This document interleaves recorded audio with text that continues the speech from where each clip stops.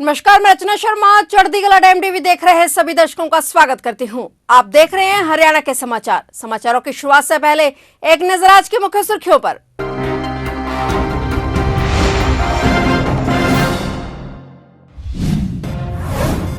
INLD के पूर्व विधायक के घर ईडी की छापेमारी जारी, 72 घंटे से रेड जारी, अन्य पार्टी नेताओं के बीच बड़ी बेचैनी।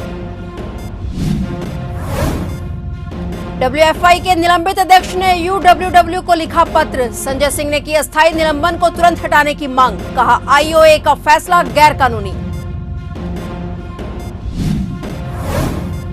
दिव्या हत्याकांड में नया खुलासा, सामने आया एक और लड़की का नाम, मॉडल के कत्ल के बाद आई थी होटल, पुलिस पहुंची युवती के घर।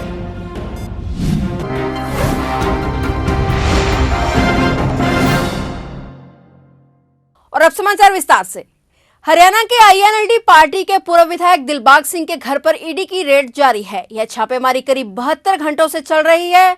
बताया जा रहा है कि ईडी के डायरेक्टर खुद उनके घर पर आ गए हैं और पूर्व विधायक के कुछ समर्थक एसपी से भी मिले थे। उनका कहना है कि हथियारों के लाइसेंस है और शराब का परमिट बना हुआ था, लेकिन समर्थकों के बीच बेचैनी बढ़ गई है। दूसरे दल के नेता भी ईडी की इस कार्रवाई पर पल पल की जानकारी जुटा रहे हैं। विधायक की गली और आसपास में सन्नाटा पसरा हुआ है। पूर्व विधायक के रिश्तेदार मॉडल टाउन निवासी बब्बर के घर दोबारा गई ईडी की टीम वहां से लौट चुकी है। दिलबाग सिंह इनेलो नेता अभय सिंह चौटाला के समधी भी हैं। करीब 4 साल पहले दिलबाग सिंह की बेटी की शादी अभय सिंह चौटाला के बेटे अर्जुन चौटाला के साथ हुई थी।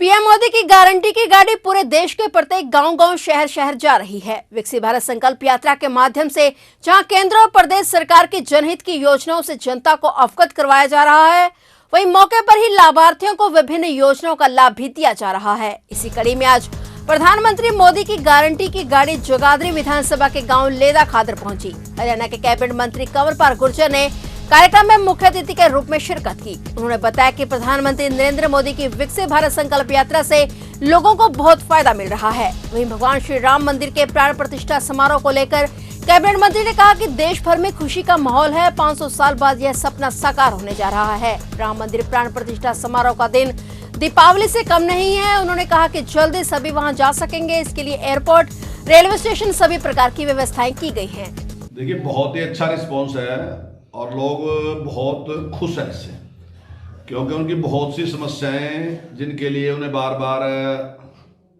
ऑफिसों में जाना पड़ता था, तो वो समस्याएं उनकी बिना किसी उसके वो गांव में ही उनकी समस्याओं का समाधान है। और काफ़ी लोग ऐसे हैं जिनकी पेंशन भी लगती है, आयुष्मान कार्ड भी बनता है, और भी जो फैमिली आईडी है उसमें भी अगर कोई चेंज की जरूरत है तो वो भी है। और जो उनके लाल डोरे में जो स्वामी तबके हैं वो भी उनके वहीं पढ़ के दे रहे हैं। तो काफ़ी काम ऐसे हैं और कुछ काम ऐसे हैं जो वेरीफाई होते हैं वहाँ, वो लगभग 10 या 15 दिन में, 20 दिन में सारे के सारे काम वो हो जाते हैं। तो काफ़ी बड़ी संख्या में मैं समझता हूँ कि समस्याओं का समाधान इससे है और बहुत लाभ है लोगों को। लोग बहुत खुश हैं इससे बहुत राममय वातावरण तो बढ़ गया।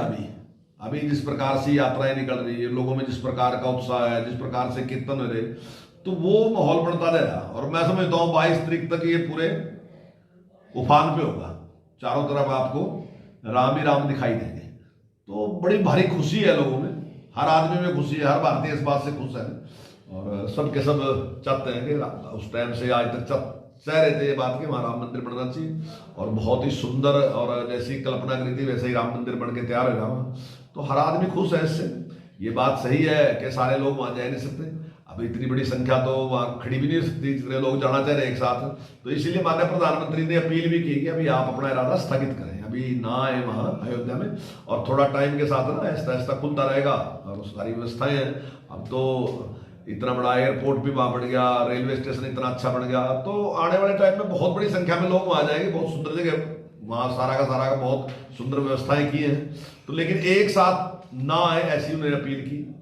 तो हम भी मतलब अभी तो हम विचार नहीं कर रहे जाने का, तो उसके बाद हम भी जाएंगे। भारतीय कुश्ती महासंघ ने यूनाइटेड वर्ल्ड रेसलिंग को याद दिलाया कि अंतर्राष्ट्रीय संस्था के नियमों और अंतर्राष्ट्रीय ओलंपिक समिति चार्टर के अनुसार भारतीय ओलंपिक संघ नवनिर्वाचित संस्था पर कोई नियंत्रण नहीं रख सकता, और उसने यूडब्ल्यूडब्ल्यू से पिछले साल अगस्त में लगाए गए अस्थायी निलंबन को तुरंत हटाने के लिए कहा। डब्ल्यूएफआई और के निलंबित अध्यक्ष संजय सिंह ने UWW अध्यक्ष निनाद लालोविच को लिखे अपने पत्र में ये भी कहा कि IOA की कुश्ती में किसी भी तरह के हस्तक्षेप के UWW द्वारा वैध माना जाता है। बता दें कि संजय सिंह की नवनिर्वाचित संस्था को सत्ता में आने के 3 दिन बाद ही खेल मंत्रालय ने निलंबित कर दिया था और कुश्ती का कामकाज देखने के लिए फिर से IOA का तदर्थ पैनल बनाया गया। गुरुग्राम के मॉडल दिव्या पाहुजा हत्याकांड में सनसनीखेज खुलासा हुआ है। हत्याकांड में दिल्ली की एक और युवती का नाम सामने आया है। SIT दिल्ली नजफगढ़ स्थित उस युवती के घर पहुंची है। SIT युवती को सरकारी गवाह बना सकती है। अभिजीत ने दिव्या की हत्या के बाद अपनी दूसरी प्रेमिका को होटल में बुलाया था। युवती ने दिव्या की लाश कमरे में देखी थी। पुलिस जांच में सामने आया कि आरोपी ने दूसरी प्रेमिका से दिव्या की लाश को ठिकाने लगाने और उसके सबूत मिटाने में मदद करने के लिए कहा था, लेकिन उसने साफ इनकार कर दिया था। पुलिस अब इस युवती को सरकारी गवाह बनाने की तैयारी कर रही है।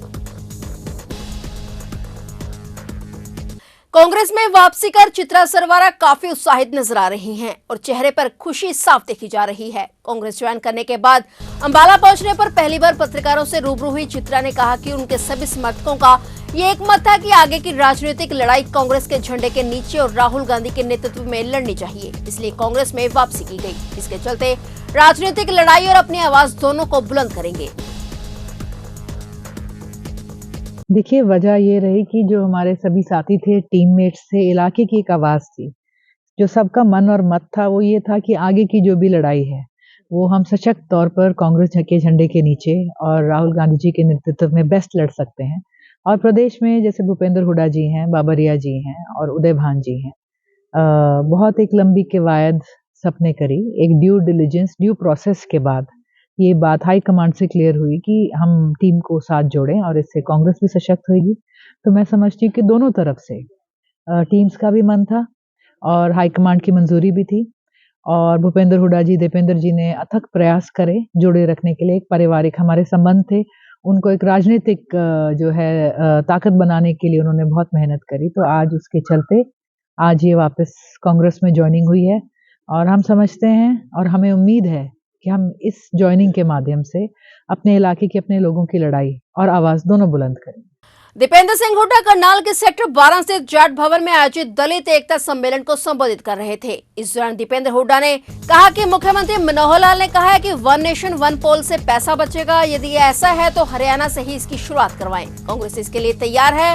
अब सीएम खट्टर कह रहे हैं कि हाईकमान से परमिशन नहीं मिली है, यह तो मुख्यमंत्री का अधिकार क्षेत्र है, वे विधानसभा कभी भी भंग कर सकते हैं। सरकार पर निशाना साधते हुए दीपेंद्र ने यह भी कहा कि कांग्रेस सरकार बनने पर 100 गज के मुफ्त प्लाट और उस पर 2 कमरों के मकान की योजना फिर शुरू होगी। बहादुरगढ़ के फुटवेयर पार्क स्थित 2 नामी कंपनियों में आग लगने का मामला सामने आया है। वहां फुटवेयर फैक्ट्री में आग लग गई और फायर ब्रिगेड की 10 से ज्यादा गाड़ियां मौके पर आग बुझाने पहुंची। आग इतनी भड़क गई कि उस पर काबू नहीं पाया जा सका और उसने पड़ोस में स्थित दूसरी फैक्ट्री को भी अपनी जद में ले लिया। हालांकि आग किन कारणों के चलते लगी इनका पता नहीं लगाया जा सका, पर आग लगने से दोनों फैक्ट्रियों को भारी नुकसान हुआ है। हिसार कैंट के पास रेलवे कॉलोनी में सर्दी के बचाव के लिए 2 युवक रात को अंगीठी जलाकर सो गए, जिसके चलते दम घुटने से दोनों की मौत हो गई। घटना की सूचना मिलते ही मौके पर डायल 112 की टीम पहुंची, जिसके बाद मामले की सूचना सदर थाना पुलिस को दी गई। पुलिस मौके पर पहुंची और शव को कब्जे में लेकर पोस्टमार्टम के लिए नागरिक अस्पताल में भिजवाया गया। मृतकों की पहचान 31 साल के तवरेज मोहम्मद और 29 साल के शिवधनी के रूप में हुई है। दोनों यूपी के रहने वाले हैं, जो हिसार कैंट के पास रेलवे कॉलोनी में किराए के मकान में रहते थे। कड़ाके की पड़ रही ठंड के चलते दोनों रात को अंगीठी जलाकर कमरे में सो गए थे। कमरा पूरी तरह से बंद होने के चलते अंगीठी से निकलने वाली जानलेवा गैस बाहर नहीं निकल पाई, जिसके चलते दोनों का दम घुट गया और दोनों युवक सुबह कमरे में मृत मिले। ठंड को लेकर हरियाणा के 21 जिलों में कोल्ड डे और धुंध का अलर्ट जारी किया गया है। यहां घने कोहरे के साथ ही शीतलहर की स्थिति बनी हुई है। राज्य के 5 जिले ऐसे चिन्हित किए गए हैं जहां दिन का तापमान 10 डिग्री से भी नीचे पहुंच गया है। मौसम विशेषज्ञों का कहना है कि 8 जनवरी यानी कल से एक पश्चिमी विक्षोभ सक्रिय होगा। पहले इसका प्रभाव हरियाणा के पश्चिमी और दक्षिणी जिलों में देखने को मिलेगा। इसके बाद धीरे धीरे यह प्रदेश के मध्य और फिर एनसीआर की तरफ बढ़ेगा। पश्चिमी विक्षोभ से गरज चमक के साथ बूंदाबांदी और 1-2 स्थानों पर ओले भी गिर सकते हैं। इस दौरान दिनों रात के तापमान में 2 से 3 डिग्री सेल्सियस की बढ़ोतरी होगी। फिलहाल लोगों को हाड़ कंपाने वाली ठंड से गुजरना पड़ रहा है। विभाग ने 9 और 10 जनवरी को राज्य के ज्यादातर क्षेत्रों में बादलवाई और हवाएं व गरज चमक के साथ कहीं कहीं बूंदाबांदी या हल्की बारिश की संभावना जताई है। तो ये थे हरियाणा के समाचार और नए समाचारों के साथ फिर से हाजिर होंगे। तब तक के लिए देखते रहिए चढ़ती कला टाइम टीवी।